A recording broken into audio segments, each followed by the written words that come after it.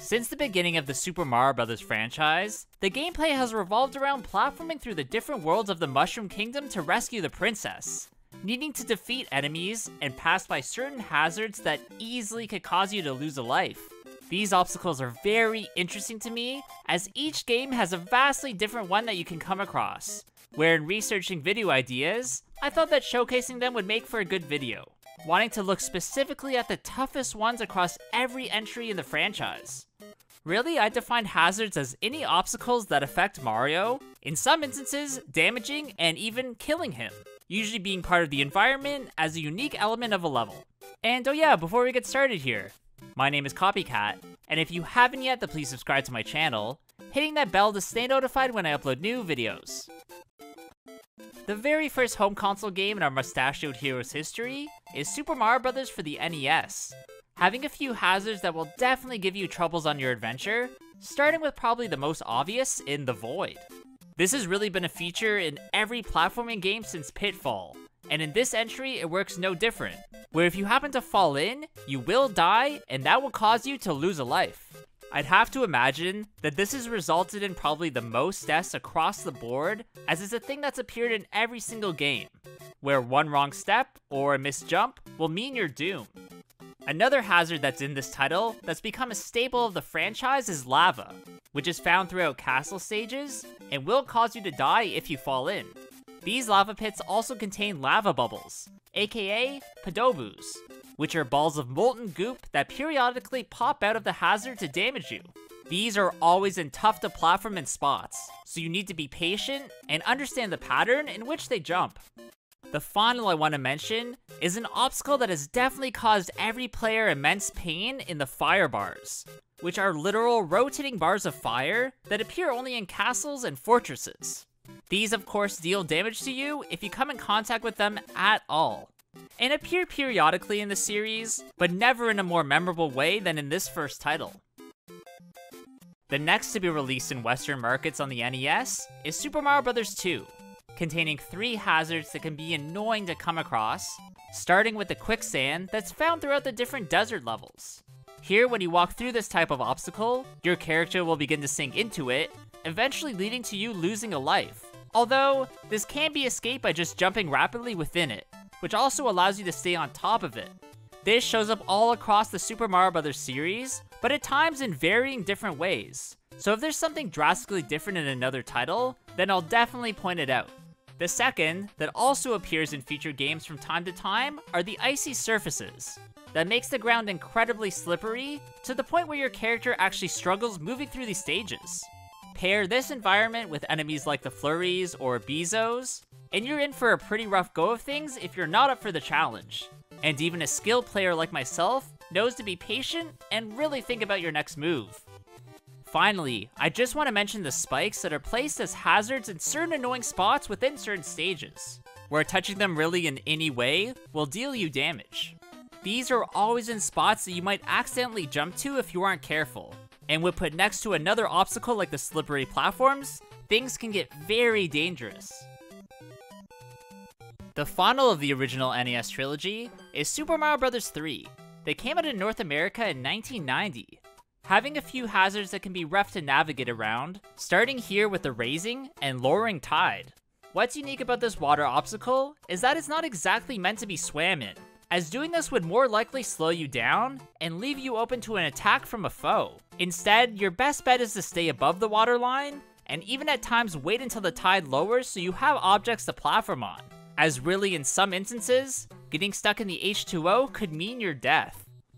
Another water-based thing I want to look at isn't deadly, but will really push Mario around, is the current, that comes out of a few warp pipes, and without the aid of a specific power-up, can be annoying to traverse around. What I'm talking about is the frog suit, which when worn in underwater environments, lets you swim much more efficiently, which then allows you to bypass the current so you can find secrets. This is actually something I didn't know about until I was researching a video a few months ago. Although, it just leads you to coins and a few 1-ups, so it's not like something you need to know to complete the main story.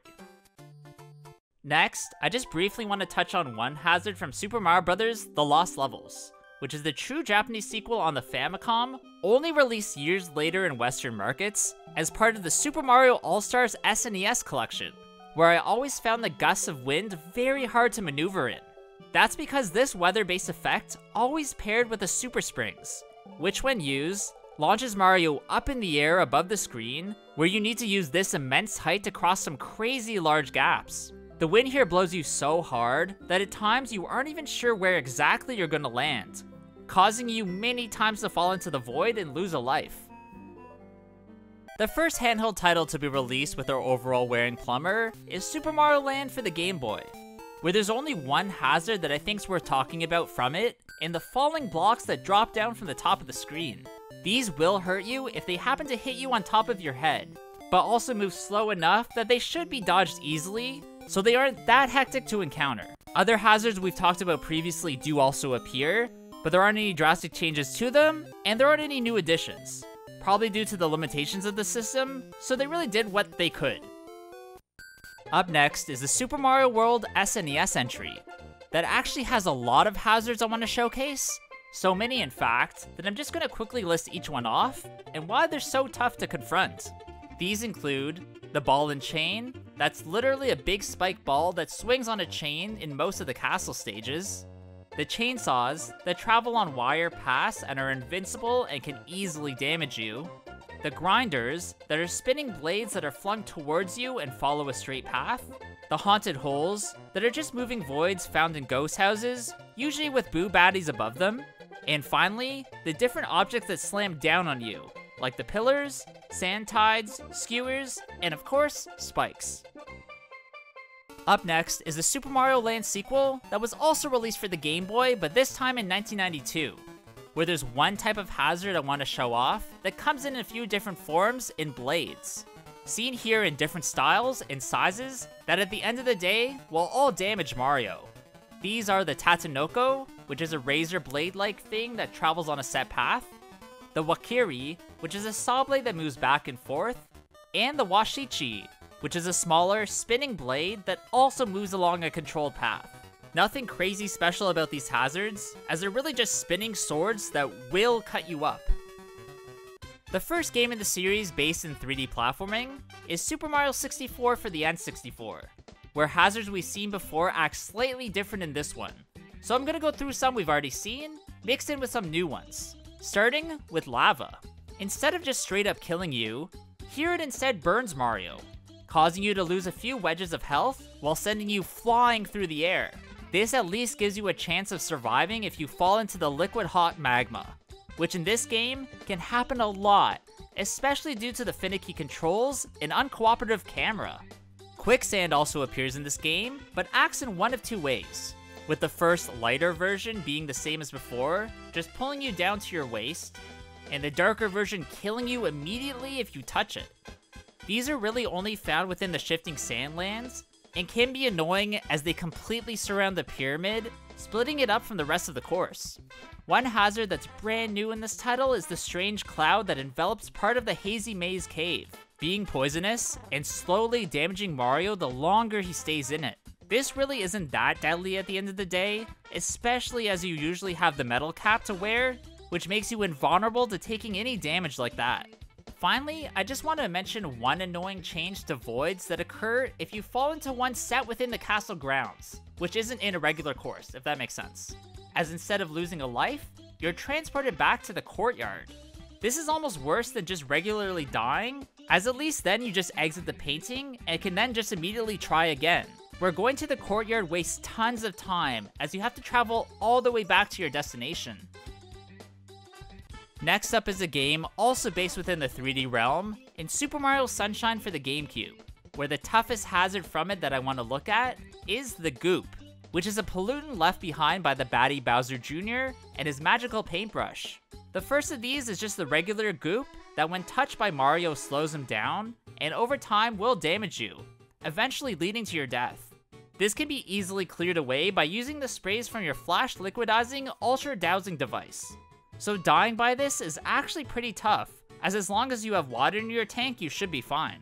There's also different types of goop, like the red hot burning one that obviously burns Mario, the staticky electric goop that electrifies Mario, slimy water, which is just water mixed with goop that damages you over time, poison water, which will immediately kill you if touched, and finally, hot water, which is warm goop that Bowser's taking a bath in that will burn you if you jump in. Nintendo will return the series to its 2D roots with new Super Mario Bros. For the dual screen system, having a couple hazards worth talking about in the context of this video, starting with the Magma Tide, which adds a whole nother level to platforming through these already tough areas. This means you have to be diligent and stay ahead of it as it's constantly rising, as otherwise at times, there'll be no way of completing the stage. The other hazard I want to look at is the volcanic debris that falls from the sky in World 8-8, which will damage you if it happens to touch you in any way, shape, or form. These are super hard to avoid, and will actually set off the fuses on the kabooms, which will cause them to eventually explode, making things even scarier. Next to be released is the space-based Super Mario Galaxy Wii entry, which has a bunch of hazards that can negatively affect you across the different planets, starting with black holes. This is just this entry's version of the Void, where if you fall off a platform or down a gap, you'll get sucked in, resulting in you losing a life. Once you're caught in the black hole's gravity, there's really no way of recovering. So more or less, it's just an animation you go through once you've already fallen down into the abyss. Another hazard that's just an alternate variant of something we've already seen is the dark matter, which are pools of dark goop that if touched, will instantly kill you. These are always placed around tough to platform and spots, but aren't used too much in this game, really only being seen in the Bowser's Dark Matter Plant Galaxy. Another one I want to look at is the freezing water found in many of the ice/winter-based galaxies, which when swam in, quickly depletes Mario's life meter. On top of this, it also causes a weird visual effect to appear on screen as everything becomes staticky, almost as if you're getting an ice cream headache the longer you're in it. Finally, I want to look at what is the most annoying hazard from this game, in my opinion, which are the electrical rails that act like physical barriers that will shock the player if contact is made. These caused me a lot of trouble, especially in levels like the Bubble Blast Galaxy, as it's hard to control Mario in that form, so you're guaranteed to go off the rails and hit one of these deadly ones instead. The second installment of the new Super Mario Bros. Sub-series came out for the Wii in 2009, having really only one tough hazard worth mentioning, which is the Poison Fog of World 8-1. This enormous red and black cloud moves slowly in the stage, acting like an auto-scrolling feature, where all you have to do is stay ahead of the gas, or else you will die immediately if it comes in contact with you. This is made even tougher to avoid here, as gigantic pieces of volcanic debris are also hazards you have to dodge, meaning you're bound to lose at least a few lives as you attempt to make it to the goal. The sequel to the Wii space-based entry also came out for the system, but here in 2010, which introduces a hazard that makes moving through lava areas much tougher in the swells. These are basically just waves of lava that you need to get around or jump over to survive, where in this title, touching the hot liquid magma will result in your death. Here this only appears on the Magma Sea planet of the Melty Molten Galaxy, and is something I love seeing when it pops up in future titles, as its risk factor makes it both fun and hard. One hazard that's not deadly, but could still be considered tough, is the Snow Blizzard of the Freezy Flight Galaxy, which reduces your visibility to essentially near zero. Not being able to see where you're going in a platforming game isn't that fun at all, but it really shouldn't be insanely hard for you to complete this stage. Nintendo would perfectly blend aspects of Mario's 2D and 3D realms with the release of Super Mario 3D Land for the 3DS, having only one hazard I can find that will give you trouble, which are the strange baddie boxes. These are essentially just mob spawners, meaning they create enemies within them, releasing them onto the stage when you come near. I do get that these are more blockish than hazards, but there just wasn't anything else that was implemented in this title that gave you any trouble to come up against. The third installment of the new Super Mario Bros. Sub-series, for some reason is given the moniker of being the second, and was released for the 3DS in 2012, where one hazard from it I want to show off are the ice balls, here showing up only in World 4-1. These spiked death balls come in one of two sizes, regular and large, and are sent hurtling down the mountainside with you needing to skillfully platform around them to avoid taking damage. The only way at all to destroy them is by using Gold Mario's Golden Fireball. Although, this isn't necessary, and the power-up doesn't last forever, so really what's the point? Another ball-based hazard we're talking about is the Giant Boulder of World 3-5, which is an underwater level, meaning getting out of this monstrosity's way is a bit tougher. This rock cannot be destroyed at all, and is necessary in collecting a few star coins, as it can break other bricks and uncover areas that at first seem unreachable. Finally, I just want to mention the Poison Tide that acts the same as the other tide-based hazards we've seen before, quickly raising and lowering in the stages that they're found in, where of course coming in contact with it at all will kill you. Again, we've seen similar things before with the water and lava, so this isn't necessarily anything new.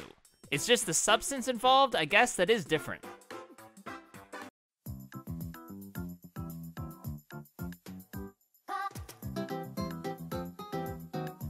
Next up, I want to look at a very annoying hazard from Super Mario 3D World for the Wii U, which is volcanic debris that we've already looked at in a 2D setting, now raining down from the sky here in a 3D environment. What makes things even more insane about this hazard is that it only shows up in boss fight stages, either in the battles themselves or in the areas leading up to them, looking like gigantic fireballs that rain down trying to hurt you. I've inadvertently taken damage from these flaming hot balls of magma several times during my playthroughs, especially during the Histrocrat fights, as things there can get hectic very quickly.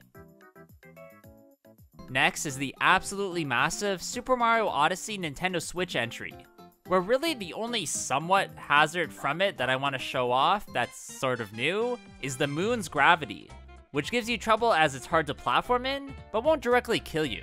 It's really figuring out how to maneuver Mario in this low gravity environment, which can be frustrating, as many times I would misjudge jumps and either hit enemies or fall into a void.